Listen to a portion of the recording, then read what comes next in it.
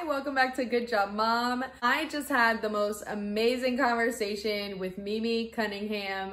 We discussed body positivity. It was co-founded in the 90s by a woman named Connie, and she said it's for people to come together to not compare, no judgment. Who am I? What's my own story? And how do I relate to my own body? I just did a vlog about setting goals, and my personal goal was to kind of just get my health back on track. And I spoke with my girl, Mimi, and we decided to just get together and have a conversation about body positivity, about how we see ourselves and how we should see ourselves a lot better than we do. I grew up in a home with a super loving mother. However, she was, very conscious herself of her body and her health. She ran miles all the time, like she killed it, but she was also very conscious of what she ate. And I remember there being magnets on the fridge about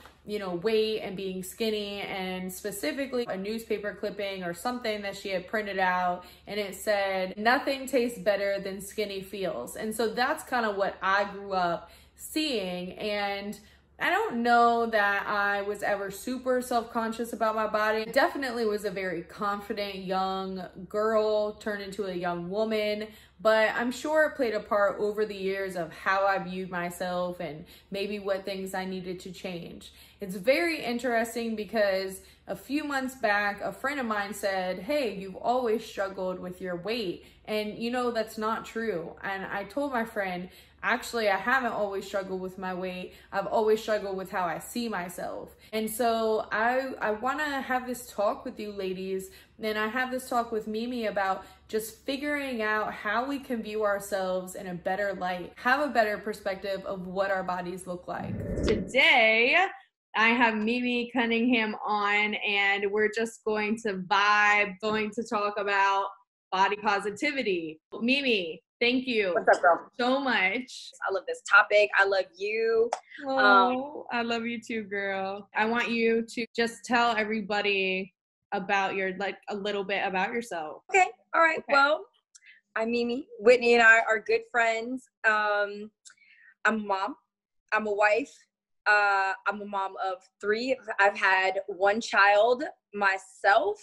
I was a teenage mom. I've been teaching these boot camps during quarantine, and if that offends you, I'm really sorry, but you just haven't been to one of them. So recently I did a vlog on goals and taking advantage of the quarantine. So it's interesting that you mentioned you started coaching a boot camp during quarantine. I think that's awesome. I know a lot of people are into kind of just taking it day by day and doing their thing, but I also know a lot of us are goals driven and results driven, and kind of need something, whether it's focusing on our career or finances or health.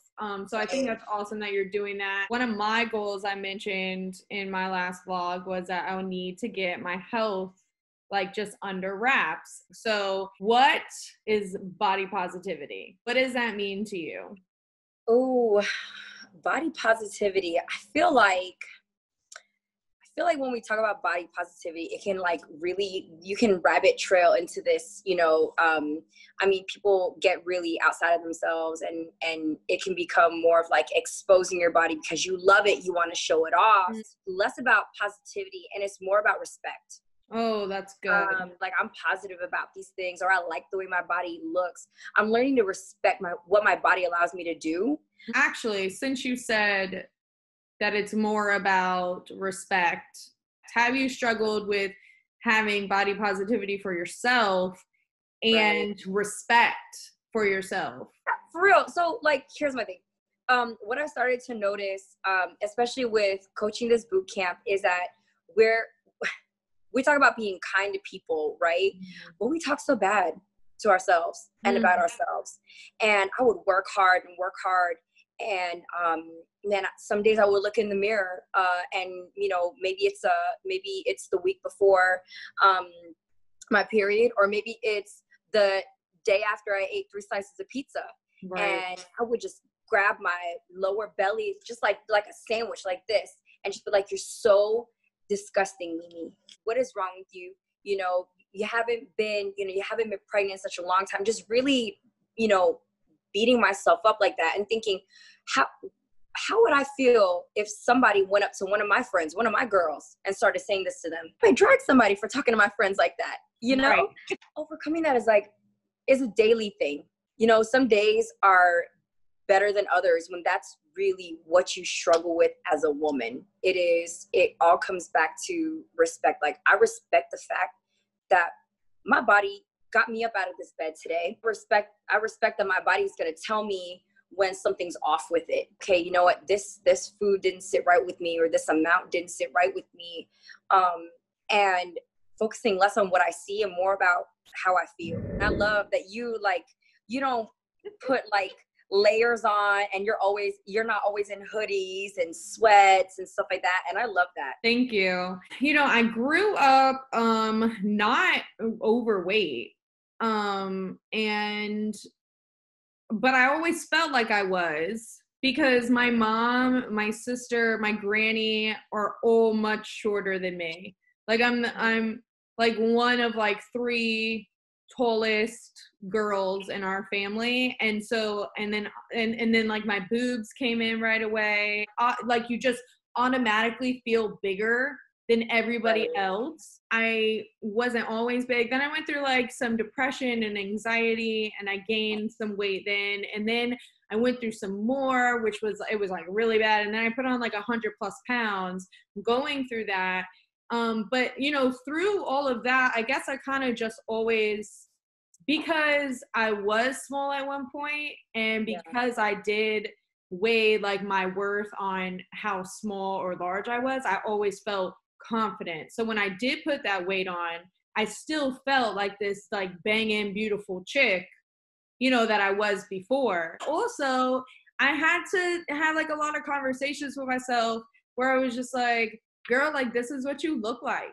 Like people can either like get with it or not get with it. We went to Cancun before the whole coronavirus. Felt like really good about myself. I was like, I'm doing this, like I look good. Then we got to Cancun, and like everyone's in their bathing suits. I'm seeing people I haven't seen in like years, and I'm just like, I feel gross. And I'm on this trip with my husband, and it's just us, and we finally have a trip away from the kids. And I'm so in my mind, about what I look like. And it sucked.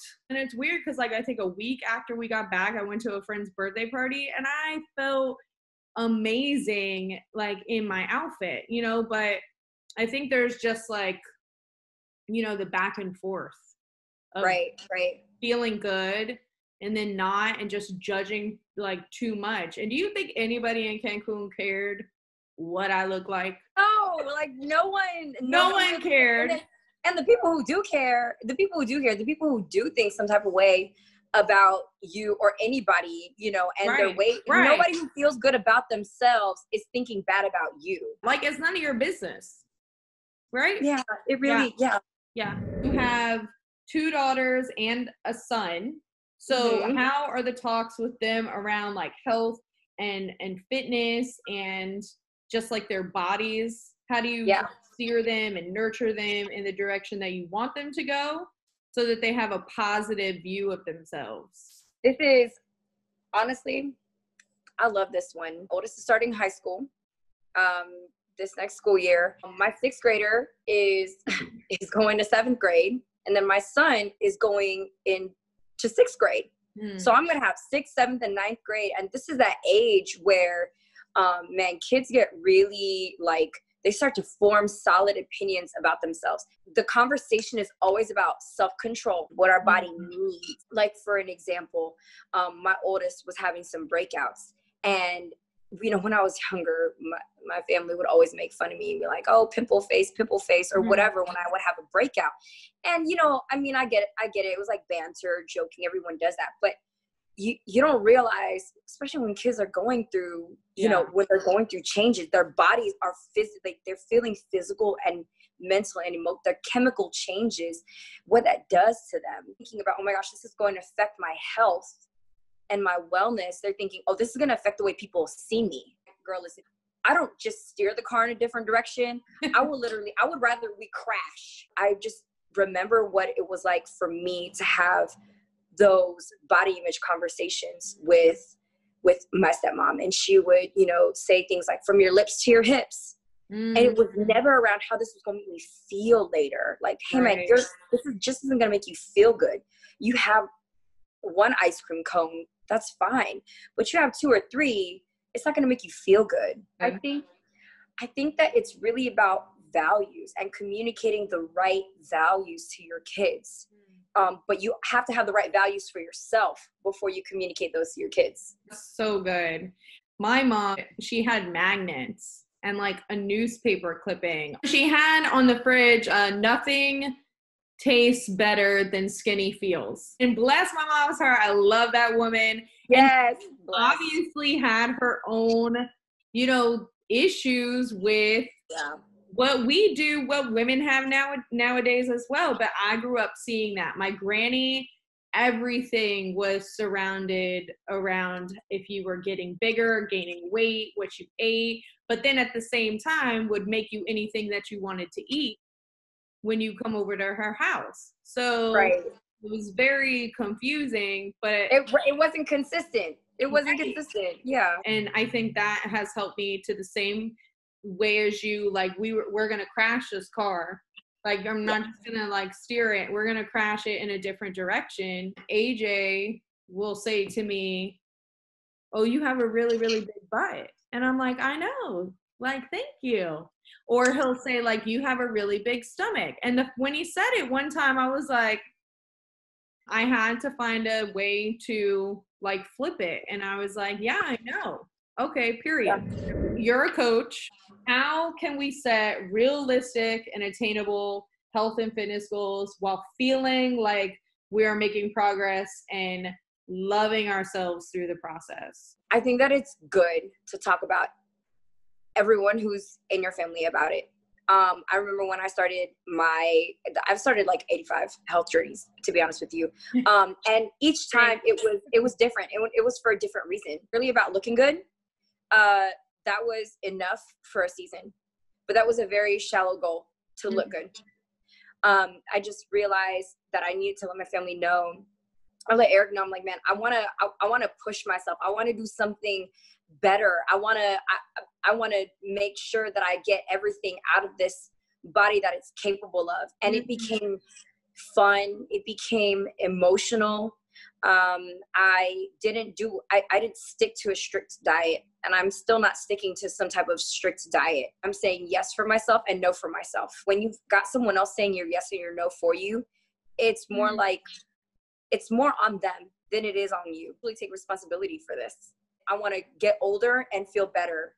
And I want to teach my kids to do the same. I want to teach my girls that they can be strong and they can be feminine and they can be sweet and they can be, you know what I mean? That they can be passionate about things. And so for me, it just became like, okay, what is really, really fun for me? Right. Okay. What is going to bring me a lot of joy while I'm on this journey? So it became about that and just making it really fun, trying different things.